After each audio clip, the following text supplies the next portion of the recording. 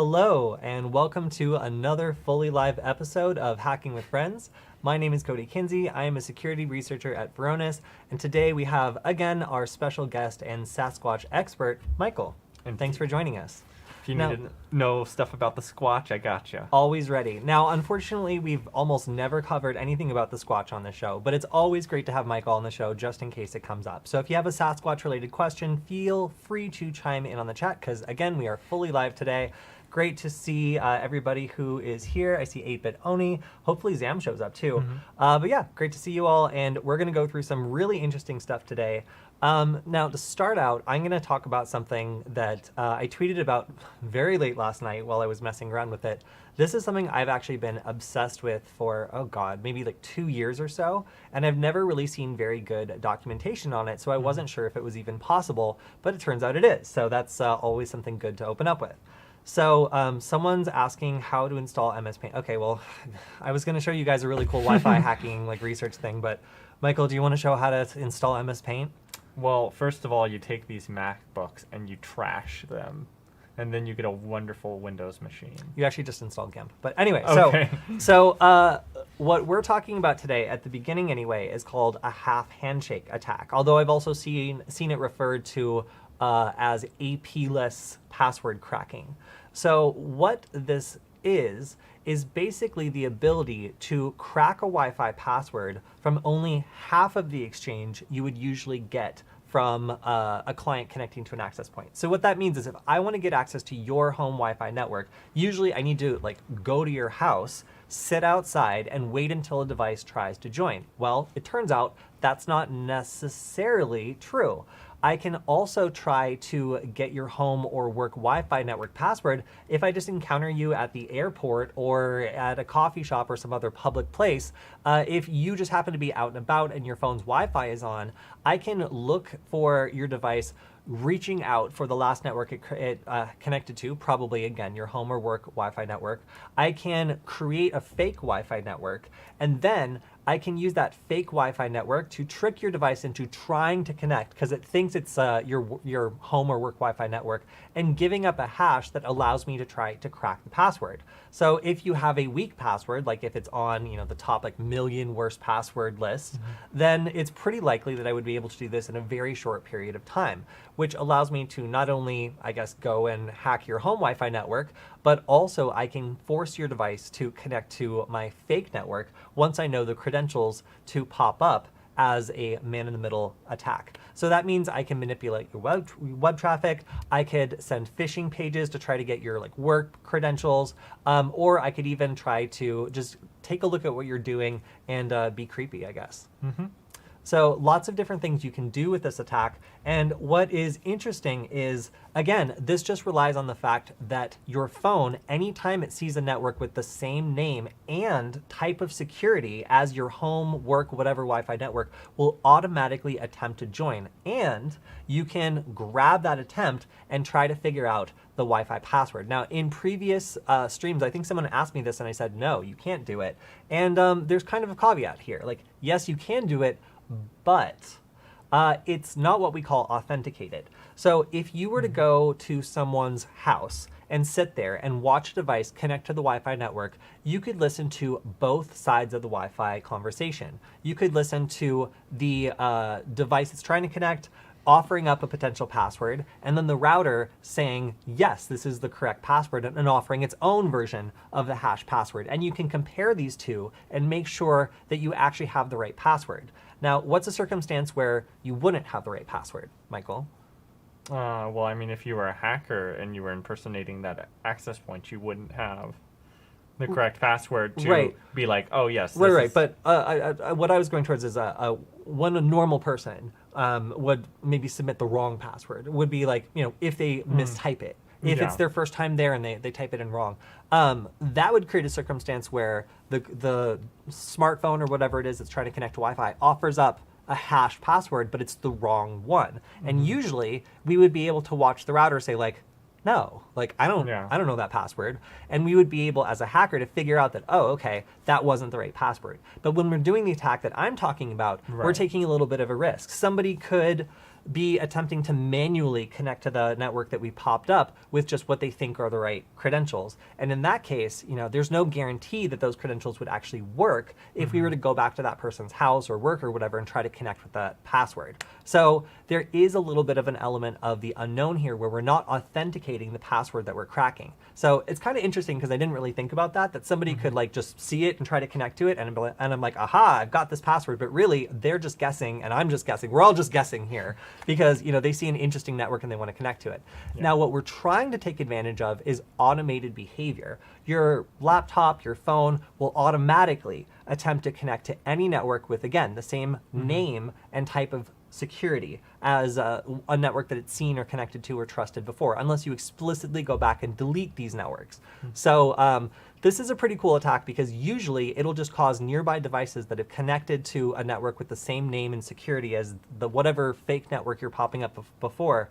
They'll automatically connect and they won't even ask the user. They'll just do it as a method of convenience, which is both creepy and makes me want to tell people to maybe turn off their Wi-Fi when they're not using it, but also a really good way of learning about how to get devices near you to connect and then start manipulating their traffic, looking at what they're doing, serving up phishing pages. It's really, yeah, there's a lot you can do. So let's talk about exactly how this works. And I also want to give a shout out. I believe it was Pen Tester Academy that did a AP-less password cracking guide. That was the first time I saw this done successfully. And I kind of put my own twist on this because I typically use microcontrollers and they were using like host APD and just like a Linux program to like take care of this for you. But I think that because I work with Spacehoon, aka Stefan, it's really cool to do this with a little $2 microcontroller if possible. So I found that you can do this with Wireshark and a little $2 microcontroller and AirCrackNG by just using the Wi-Fi Deauthor. So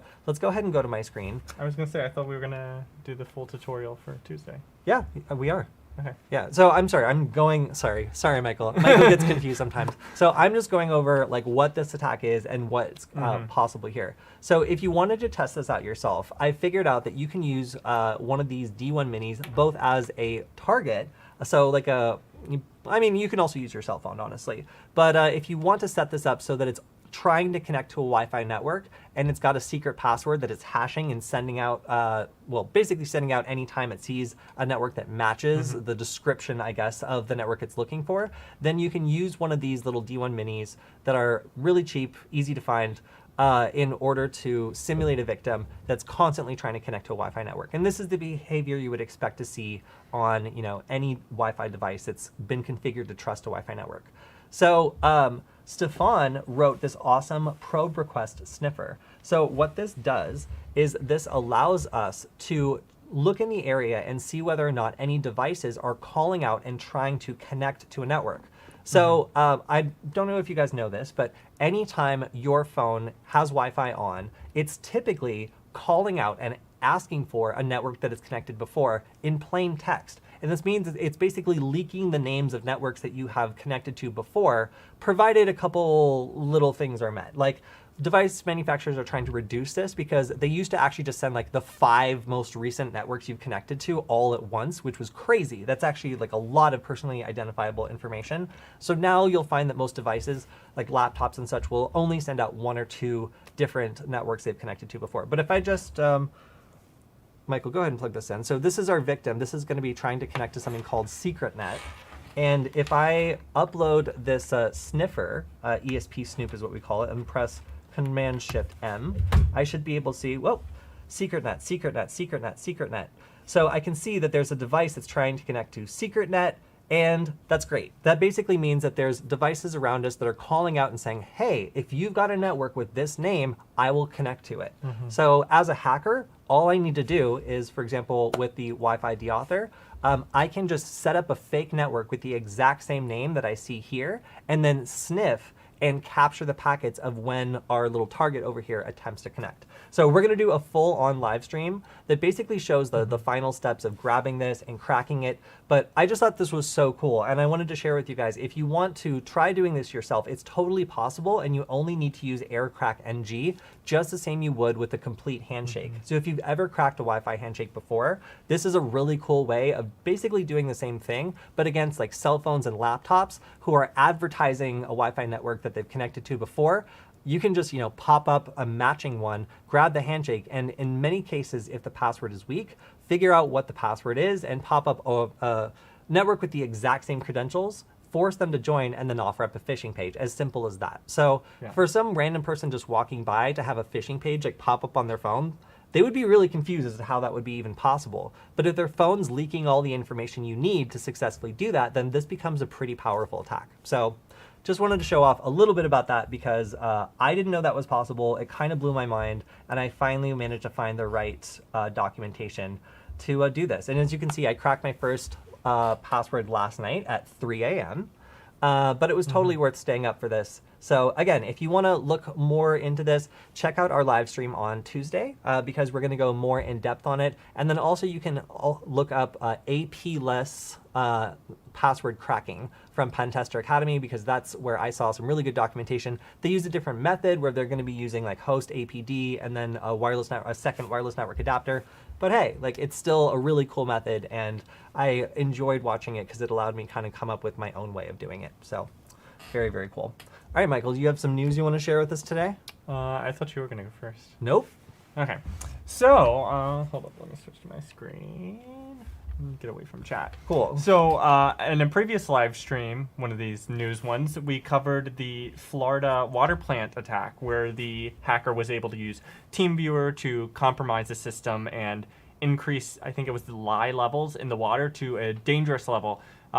Fortunately, it was rapidly caught. No one was injured or anything. But there is some new information out and available for those of you interested in how that really happened. And apparently there was a watering hole attack on a water website. So there was a blog for people who were into water treatment plants in Florida. That. And so the original thought was, oh, hey, they must have been installing malicious software on compromised computers that visited the website and stuff. But no, apparently they were just using that website to fingerprint the types of users that were into this thing and then using that in their botnet somehow.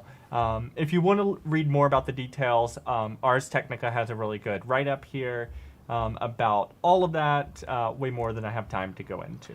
Yeah, so watering hole attacks, if you haven't heard of them, have been increasingly popular by advanced persistent threat groups, especially out of like China and like state-affiliated groups, who instead of going after an organization that might be relatively secure, they just find out what the people who work there are into and go after the websites that those people visit. Because they know if they can infect a lower security target, somewhere that more caters towards entertainment or something like that, often they can then go after the people who visit the website and use that as an attack vector, which we've seen time after time after time. It's very funny that this happens to be like a literal watering hole because it is a water treatment plant. But going after, I guess, water treatment enthusiast blogs, I guess like you're not going to find a lot of like regular people who like on their Saturdays are like checking out water treatment enthusiast weekly.info or whatever. And if y'all are interested in that, I dropped both articles pertaining to that subject in the chat. Yeah, so be careful when visiting different websites around the, I guess, the interests of whatever organization you work at, because this is increasingly common, as we mentioned. And well, and particularly when it's like a WordPress website, which it was in this situation, where, maybe the person isn't the most technically literate. They really know stuff about water, but they maybe don't know about web security. So those kinds of websites can be particularly vulnerable. Yeah, so also, here's something that is a fun tip. If you don't know what kind of watering hole site an organization might go to, you can do this as an OSINT investigator. If you scrape a list of email addresses of people who work at that organization, you can dump them all into Maltego, select them, and run Have I Been Pwned on them, and find out what data breaches they've been involved at. We use this to find out that people who work at SpaceX really like Lord of the Rings and have used their company email accounts multiple times to sign up for websites that have been breached that are focused on Lord of the Rings fandoms. So I know if I wanted to go after SpaceX that those weird nerds love Lord of the Rings, and I should probably go after Lord of the Rings / space adjacent blogs perhaps if I wanted to do a watering hole attack against a specific organization. So you can use breach data and OSINT to also make these attacks a lot more effective.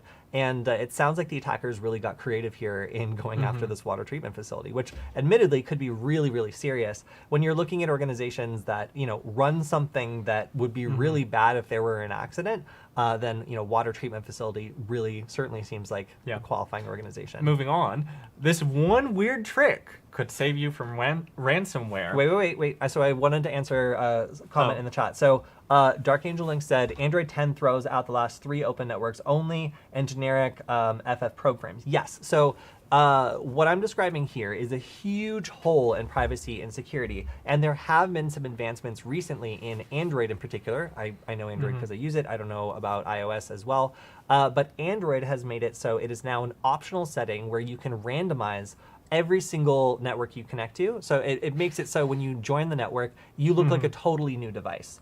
And while this will break some things like MAC address whitelisting, it also makes it extremely difficult to track you in this way. And yes, also Android devices will typically only send out a couple different requests for specific networks rather than sending out like the last 5. So there have been some advancements here in order to make devices resist this sort of attack a bit better. But if you don't actually have this enabled, I think it's opt-in at this point, you'll still be pretty vulnerable to these attacks, and it's still possible. Also, I like to use the ESP8266 to send out like 1,000 fake networks and see which ones nearby devices react to. So if your device isn't sending things out, then I can offer it just a huge buffet of networks it could connect to and just listen for the ones that it seems interested in. So there's multiple different ways to step up this attack, but as our listener pointed out, yes, there are some security features built in that are trying to defeat this sort of attack and keep you private when you're out and about. But still, you should probably turn off your Wi-Fi when you're walking around. Are they around. listeners or viewers?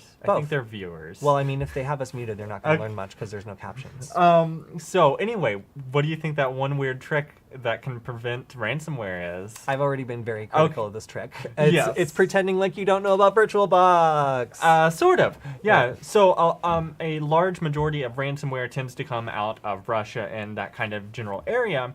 And one interesting thing is that a lot of these Russian groups try to avoid targeting other Russian individuals or individuals in Russian-aligned countries. So, according to Krebs on Security, one thing you could do that could potentially thwart some of these like lower sophisticated ransomware attacks is simply install the Russian language on your OS and use a virtual Cyrillic keyboard. So that's the kind of thing that these ransomware programs will look for to help determine what kind of system they might be hacking.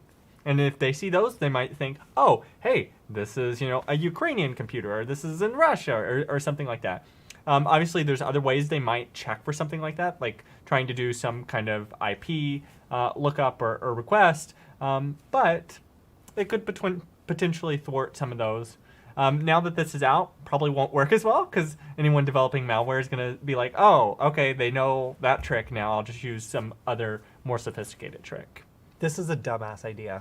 I'm sorry, but no. So the thought here is ransomware will perform a couple checks before it runs. And in some of the most recent cases, these Russian hackers have express license to operate within the country, provided that they only attack non-Russian businesses. Yeah. So provided their victims are outside a certain sphere, then they are basically fine to attack them because they won't get picked up by the police, provided they do a little favor, for Papa every once in a while. Yeah. But so that's kind of the tact arrangement. And because of that limitation on these hackers, some people think it's a smart idea to make it so that you make your computer look like it's in Russia in order to prevent. Just don't just have defense good against security. ransomware. Yes. Like just like rather than like dress up as like a Russian computer, just like have a program that notices when files are being Right. encrypted too fast and stops it. oh, like no, I certainly Ransomware wouldn't. that by Patrick Wardle. Yeah. Like I mean yes, defense in depth and whatever. Yeah. But I think this is a silly Well, idea. yeah, I mean, it's silly, but it's the kind of thing that takes like 30 seconds to do. And if it helps, it helps. If it doesn't help, then it doesn't hurt you. So, like, I mean, why not? Just for funsies. No, I'm sorry. Like, I don't think that secure. Like, I don't. If you're going to make a serious attempt at like preventing ransomware by like assuming you're going to get ransomware and then setting up your computer to disguise itself to look like a Ukrainian server, I think for one, you're going to cause like unintentional problems. Yeah. And for two, like it's just not like. If that is what you're hoping is going to defend your whole network, like you've got. Oh no, I would. got Yeah, other you have problems. much higher problems if that is your only line of defense. Like if I had a choice between like deploying a canary token to tell me when like a sensitive file is being accessed or like changing my keyboard to Cyrillic, I'm gonna probably do the canary token honestly. But Yeah. you know, whatever. It's yeah. Oh, also, some people are saying if you do your web browsing in VM, lots of variants won't deploy because they think they're in a sandbox lab. Actually, that's true. So the subject of analyzing ransomware is really interesting because these ransomware people will try to make it very difficult for you to open it in a virtualized environment because they assume you're analyzing it, and who wants to ransomware a virtual machine? Like no Yeah. one. So a lot of the time they'll have these checks that they go through before they'll run, and of course, if you can happen to like hit one of those boxes, then it just won't deploy. So running stuff in a virtual box is great if you're in like CubesOS. Obviously, it's going to tick a bunch of boxes. The ransomware is going to think it's getting looked at. It doesn't like that. It's Yeah. shy. It'll just slink away. So again, this is not always, this is not ever really the best way to try to stop ransomware to make your computer like smell bad to it, like or whatever. Like I guess this is like one way you could accidentally thwart ransomware, Yeah. but I don't think it should be your primary security strategy. There's so many other different perimeter strategies for detecting the behavior of ransomware, like rapidly encrypting files, accessing files it's never accessed before. Like obviously, like the company we work for, Varonis, like does this in depth and would be able to like smell all sorts of problems with what a process was doing as soon as it started going rogue. But if you're at a smaller company or something, there's still better options, I think, than switching your keyboard to Cyrillic. Yeah. But I mean, do what you want, you guys. Like it is free, so just don't ask like why like all the keys like coming out wrong when like either your computer like accidentally switches over to Cyrillic layout. Of a Moving keyboard. onward and upward, if you have a QNAP device, there is a remote code execution vulnerability that has recently been patched. So you do want to make sure you update your QNAP device. What is a QNAP device? I think they're NASs. All right, I fair enough. I think, let me check. No, wait, no, it's IT security? I don't know what they do. Okay, well, you read yeah. that. I'm going to just respond. Tai Quan Gong asked me, how did you master wireless? Well, I've always been really interested in flaws in Wi-Fi security. I always thought it was really interesting how easy it was to get Wi-Fi passwords, so I've tried to learn as much as I could about it. But really, taking a networking class, just like a Cisco routing and switching class, probably taught me more about what I was seeing in Wireshark and what was going on than all of my learning about hacking tools related to Wi-Fi. So networking, like if you can learn about IT/networking, like it'll give you a huge advantage learning about Wi-Fi, because Wi-Fi is just an extension of Ethernet, and if you don't know anything about Ethernet, you are not going to understand what's going on. Okay. 8-Bit only says they're like Synologies. Yeah, that's why I was thinking NAS, right? Yeah, or other network storage. Cool. Let's go over to mine. Oh, I had one more thing. Yeah, I know, but we'll switch back to you later. Then you're going to be done. You'll have nothing else Fine. to talk about. Fine. All right, so if you didn't see the story, some reporters were able to find Joe Biden's Venmo really easily. And the problem with Venmo, of course, is that by default, all the settings are public. So you can see everybody that people are associating with, who is paying who, and even if people are weird enough to not put something obscene in the payment line, you can see what the payment was for. I, of course, am a fan of security, so I always make sure all payments have obscene handles. But, I mean, the fact that you can go to someone's Venmo profile and see who they associate with, who they're paying, that's a huge violation of privacy if people aren't aware that they're publishing all this information for everyone to see. I was frankly kind of surprised when I found out that this was, by default, so public and so easy to look up. Now, it doesn't show when you mark them private, right? Because you do have the option on every transaction to make it public, private. So what I'm saying is it's opt-in to make it Right. private. The two default options are for it to be wide open and Or then friends only. Or friends only. And it really Yeah. tries to get you to pick friends only rather than private. And that's also just like mind blowing. Like, what would Joe Biden be using Venmo to pay people for? Like, you're gonna pay the Secret Service to go get you a coffee? Like, Joe Biden knows people he doesn't work with. I imagine he owes someone like $10 to $15. Whatever. I guess. Yeah, I mean, It's he's just got like, children. I'm sure he's got to like. I feel like buy when them you're a at coffee. that position of power, like people just do things, and like the accountant pays them. Yeah, but maybe the accountant, who cares, uses Venmo. I don't know. Whatever. Let's move on. Stefan and I were talking about breaking out the Deauthor to do some very specific things. So rather than having one Wi-Fi hacking platform that via command line can do like 20 different attacks, maybe one thing that specifically does an attack that it's really good at and super easy to do. So we were talking about just detecting and tracking down common Wi-Fi hacking devices. So ESP8266 deauthors that might be disrupting your network, Ponagachis that might be going around and deauthing people and grabbing handshakes.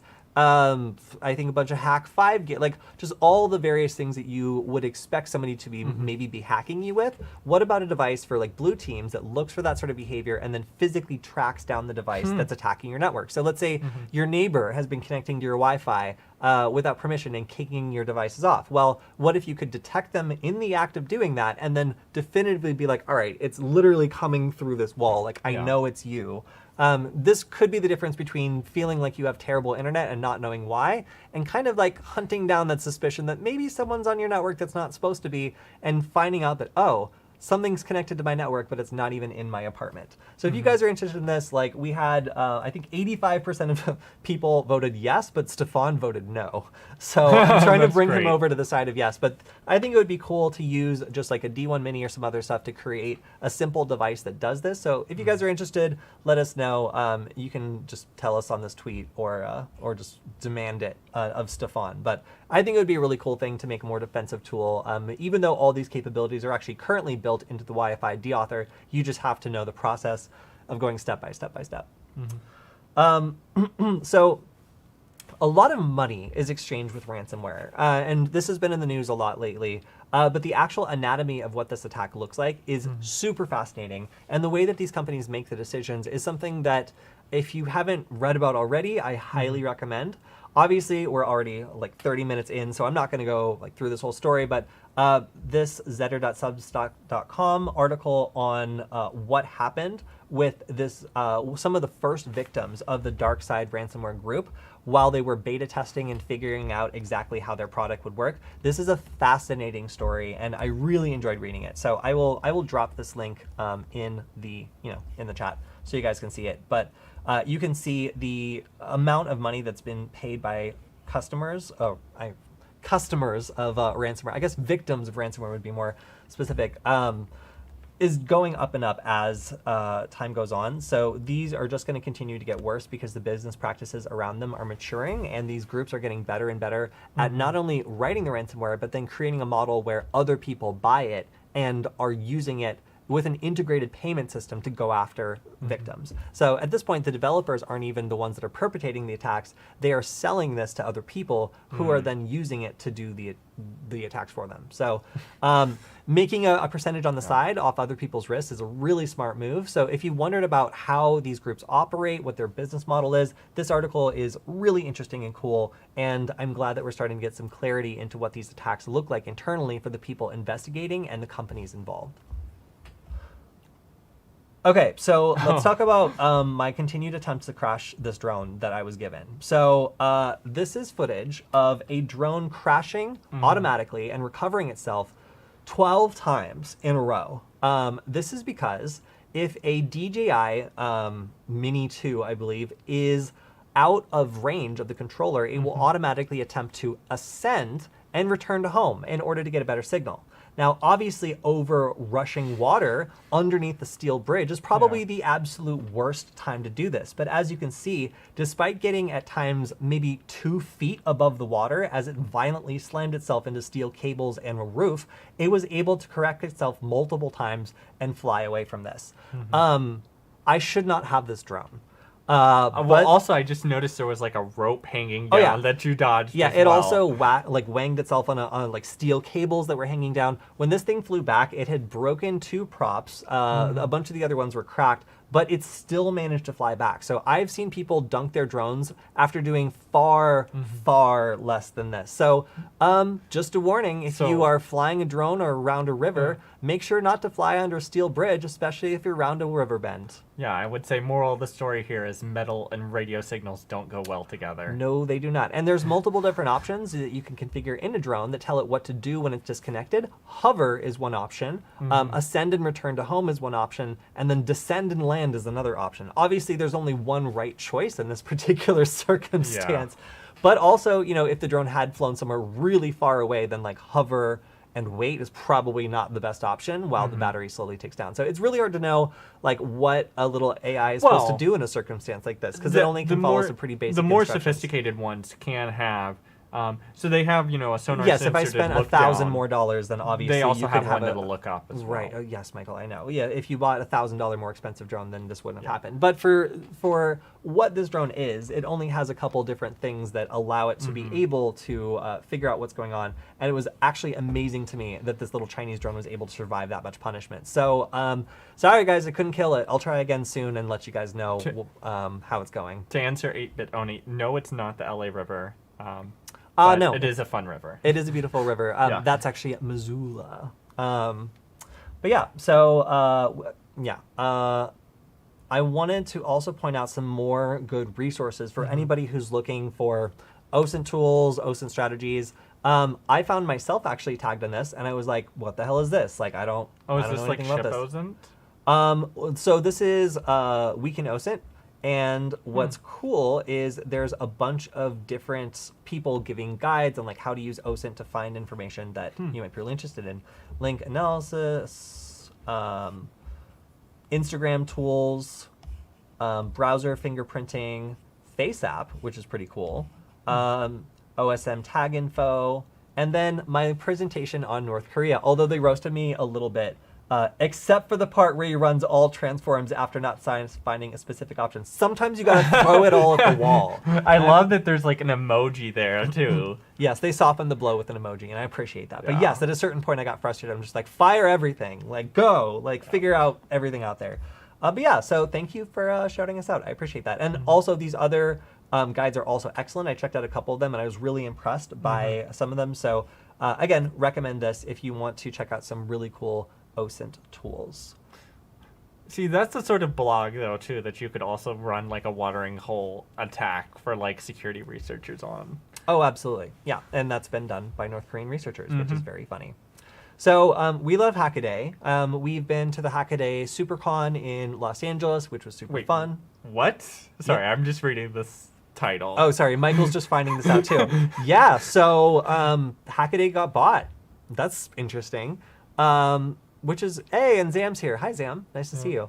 So pretty interesting that Siemens bought Hackaday because, you know, they also make... Because reasons? Yeah, because reasons. So, Okay. I mean, cool. Like, Hackaday's been doing a lot of cool stuff for a long time, and we're happy to see them get a big corporate papa that's gonna let them do more stuff, I guess. I know, because we've been actually, to tell a little story, like, we approached Hackaday back when we were writing for Nullbyte, and we're like, hey, you guys want some writers? Like, we can do some video stuff. And they're just like, no, we don't have a budget. I'm like, can we just come anyway? They're like, fine, I guess.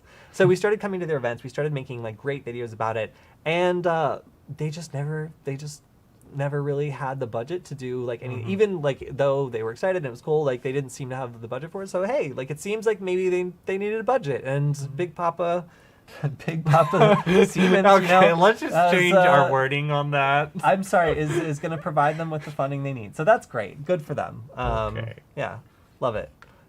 Good news. So did you guys know that Worf went to Pasadena City College?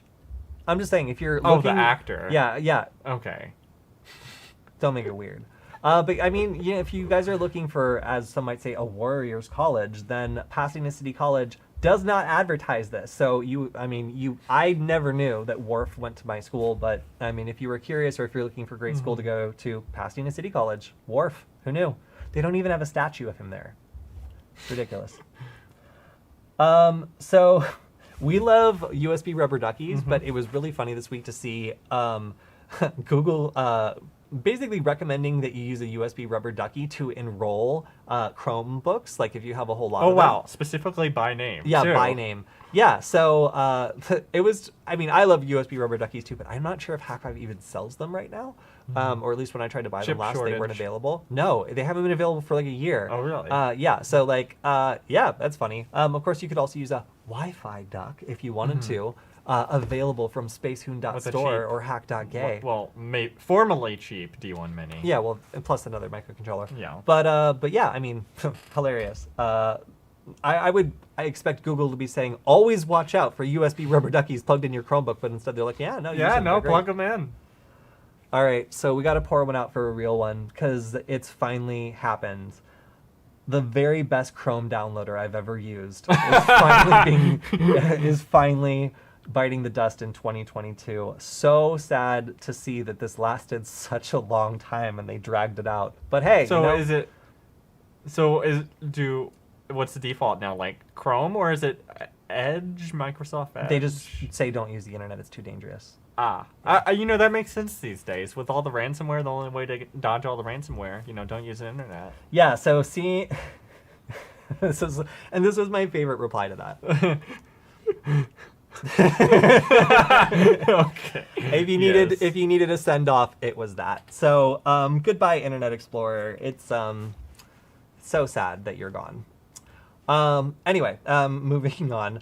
Last time I gave a shout out to our friend Marcus, who has started doing a series on reversing. And in the past, I've encouraged him to do something that's kind of just like for beginners, just to get a feel for what reversing is like, how to get started. And his last video on writing your own program and then reversing it, I thought was really cool because it was so confusing when you first opened it, and without knowing what you were looking for, it was really difficult to get anything out of it. So watching him go through and show exactly what it looks like to take a program where you know exactly what's in there and start to take it apart and find out what's what was really cool. So he's made a part 2. And also, I recently voted in his poll and said that I wanted him to start using Ghidra because it seems cool. But also because IDA, I think, has some limitations. Examples given in both Ghidra and IDA. So, yeah, looks like he listened. So anyway, recommend this for anybody who's interested in reversing and wanting to get started with a nice teacher who has a very soothing voice, I might say. Just like listen to Marcus.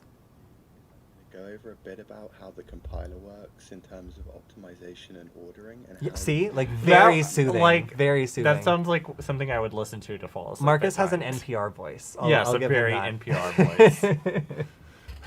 Yeah. So really good guide. I recommend you follow him if you haven't already, if you're interested in this, because anytime I have experts in my circle who are like putting out great content that is for people who are just getting started, I like to get it out there as much as possible. So go ahead and check it out if you haven't already. Also, if anybody uses Freenode, interesting to note that somebody else has taken control of it, and the original people who started it are moving to Libra.chat. So what's that for? So this is like communications. Like Freenode is like one of the major things for like IRC and some other stuff. And little update here. If you use that, you should probably go ahead and look at that. I don't use Freenode a lot myself, but I used to use it a lot when I went to hackerspaces, and they would usually have their like IRC channels on it or something. So IRC's for nerds. Yes. Hands. Okay, so this is a pretty wild story. There was a big to-do about China basically being able to break into RSA and steal the seed values that were used to generate these secure tokens. Now, like if you have all these secure tokens everywhere and people are using them to log into stuff, but you have a copy of like the seeds that were used to create them, then it doesn't really do anything anymore if someone managed to grab those seed tokens, because they can just get into everything anyway or generate their own tokens. So most of the people who are involved in this attack were under NDAs. So they were not able to talk anything about this or how it happened or explain the inside scoop. But guess what? NDAs expire. So it looks like now you can finally read what actually happened here. And there's a really good write-up in Wired. I recommend checking it out because this is one of those devastating hacks where so many people relied on this in order to provide security and really had very little else in place, that once, even though this was an incredibly difficult thing to pull off, once these hackers were able to get these seeds, they were able to do basically whatever they want and compromise tons of other companies, because this was really the linchpin keeping all the security together. So absolutely fascinating read. I really enjoyed seeing how something this is like, sneaking into a vault and stealing something of like incredible value. So again, very, very interesting. I would like rank this almost up there with like the Stuxnet story in terms of just like cyber drama and some like incredible sneakiness going on in the cyber world. So again, I'll post this in the chat, but the full story of the RSA hack is like truly, truly interesting and very much worth checking out.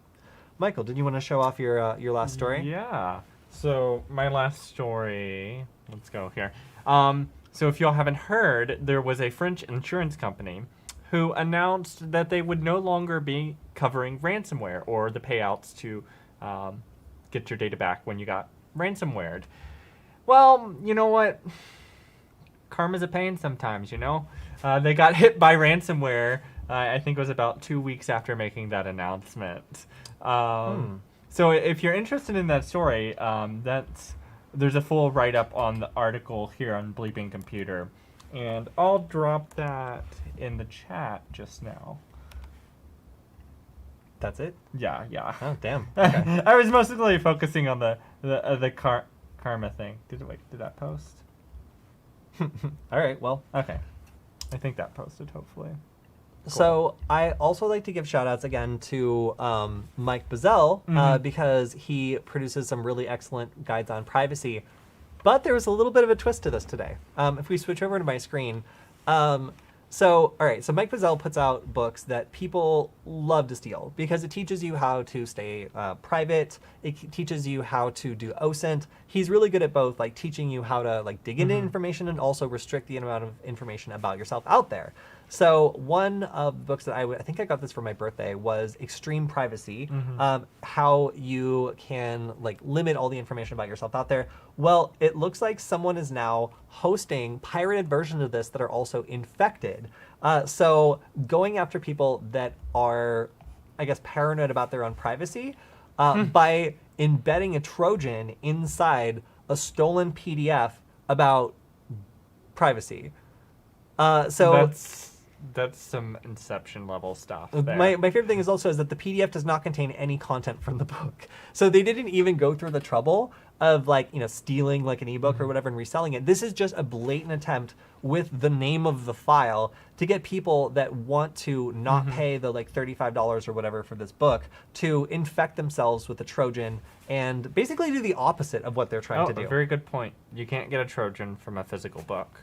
That's true. You got to read those physical books, kids. Exactly. And I also think that Mike doesn't do ebooks specifically because people steal it. So if you want to like sit there and like copy every single page and then, upload it or whatever, then like that's just like a whole lot more work than like just repurposing an ebook or something. Well, I mean, they do have machines that like flip the pages. Yeah, and books. Yeah, but you have to have like a device. Of course, there's always a device if you want to spend a certain amount of money, but like it just means that you have to go out there and buy something rather than just like ripping something that's or find your local library that has one. But yeah.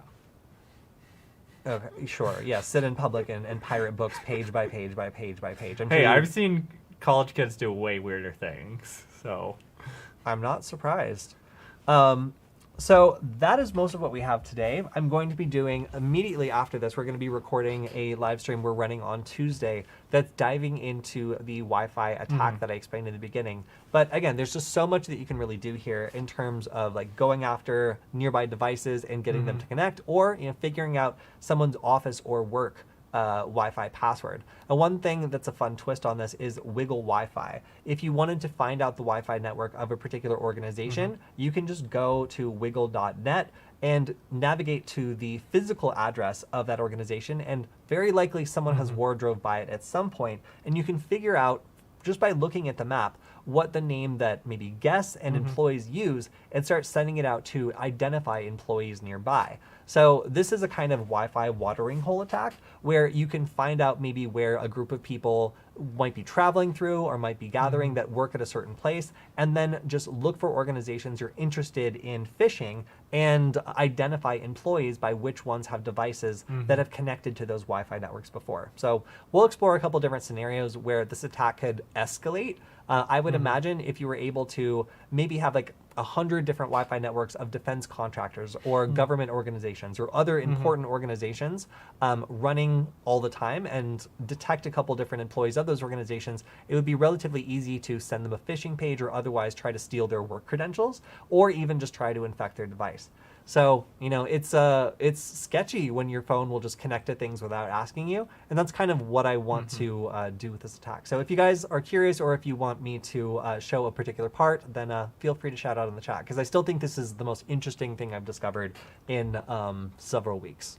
So question from the chat, do you have some favorite books? I know that No Starch Press has a lot of good publications. Do you recommend any particular one from them? Or like, I know there's a favorite OSINT book of yours. Yeah, well, it's Mike Bazell. So Mike Bazell probably makes the only books that I currently buy. But I would also, yes, recommend No Starch Press. They do a bunch of really good books for getting started. But yeah, I would say for OSINT, like Mike Bazell just makes a really good complete guide on doing that. Again, buy the book. Don't try to pirate it, or you'll probably get infected with a project. But yeah, so that would be my recommendation. Other than that, I tend to watch videos, or you know, I do like a Udemy class before I would read a book, probably because I like the interaction. So what about you, Michael? Do you know any good fantasy novels about hacking? I know a lot of fantasy novels, but that doesn't purview it within the realm of this live stream. I would say I'm pretty similar. I prefer like Udemy or something, but that's just my mode of learning. So if you want to learn this stuff, find some good YouTube playlists and do that sort of stuff. And then there are some like drier reference manuals that you might want to keep in reference and you can make notes in. But usually those tend to be a little more focused. So if you're just learning, just do some broad stuff, and then you'll know, oh hey, you know, I need this like C# reference manual or something like that. You probably look it up online though. So yeah, also it was pointed out that Kismet is great for network profiling remotely. Yes, it is. And also Kismet has a number of different things that I didn't even know it could do. One of them that I want to test out on a stream soon is using what's called a Kismet drone that basically will like run on a very lightweight device and forward all the packets to a remote one. So if you have a Kismet drone running on one device, you can have it forwarding all the packets to a server and have it running on this very lightweight device and sniffing while keeping like a centralized like database. You can even have multiple sniffers, multiple Kismet drones sniffing and sending information to a single server. So I just didn't even know it was possible to make things so sophisticated with Kismet. But yeah, Kismet's really cool, and there's a lot there. It just means we have to blur a lot because it shows a lot of information. And with Wiggle Wi-Fi, especially when I post this stuff on like TikTok and like shorter cuts, like people are just like, by the way, I was able to find your old Los Angeles address by looking up the Wi-Fi that you posted. Revolutionary. No one's ever known how to do that It's just like, okay, well, I literally made a guide about that, and that's an extremely rough neighborhood, so like don't go walking around there, because like if you wear the wrong colors, they're going to yell at you. So like sure. Oh my. But yeah, so I don't know. Kismet is really cool. Also, this technique I think is really cool. And we've been doing a lot more stuff around Wireshark, because I also like showing off Wireshark using capture filters and display filters and like creating stuff ad hoc. So if you guys have any other suggestions, we are currently kind of in a phase where I want to teach some more basics with like Kismet, Wireshark, and some other things that we've glossed over but not really gone in depth with, because I think they're great for foundational learning and being able to do your own Wi-Fi experiments and know what you're seeing. So yeah, Wireshark stuff, Kismet stuff, let us know what you want to see. Yep. And one thing is, could you cover the persistence of randomized MACs on Android? They reoccur, which is useful. Yeah, so I think it was like the US Navy did a really interesting study on MAC address randomization a while ago and different ways that you could break it. And actually, our friend Matthew Van Hoff also did some interesting research on breaking randomized MAC addresses through a number of different things. Now, one of them is, yes, if they reoccur, that's super, super useful. And again, for anybody just joining us, randomized MAC addresses are basically your phone changing the electronic identifier it's using every time it tries to connect to a Wi-Fi network. So if it uses the same one over and over, then it's really easy to track your phone, or, you know, smartphone, laptop, whatever the Wi-Fi client device is. But if it randomizes its MAC address, it looks like a new device every time it tries to connect, so it makes it harder to track. Now, unfortunately, the timing is something that will give it away. So frequently they'll use a pretty predictable timing scheme, and you can actually tell what device is what by when it sends out a packet.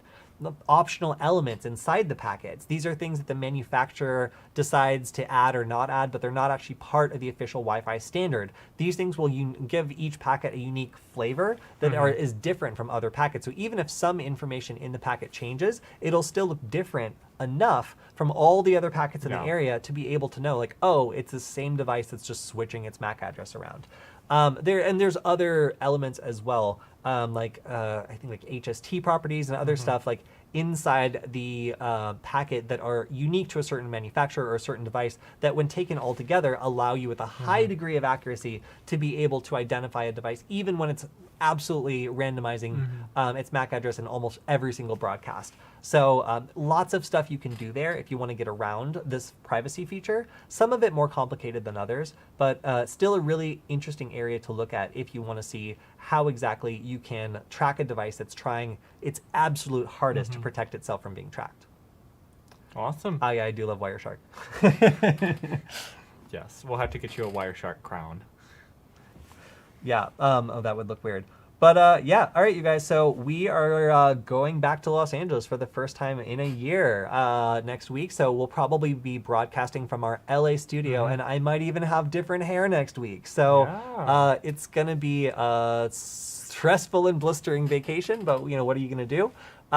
So yeah. We'll see you guys next time on Tuesday for our live stream, for our pre-recorded stream on getting passwords from Wi-Fi networks that aren't even there. And then also we'll be doing our Friday stream, again, hopefully from the LA studio, so it'll be a fun little change up. Yeah. But that's all we've got for today. Thank you guys for joining us. We'll try to post these links on the YouTube recording of this, so if you missed anything, go ahead and check out the YouTube channel on SecurityFWD or hackingwithfriends.com. And of course, if you haven't checked it out already, you can find our sometimes co-host Killian also on the Varonis brand channel talking about our threat update, which will show you how big companies that are under attack every day are dealing with those attacks and what kind of attacks they are dealing with. So yeah, that's all we got. Thank you for everyone in the chat participating and for your questions, and we'll see you next time. Bye.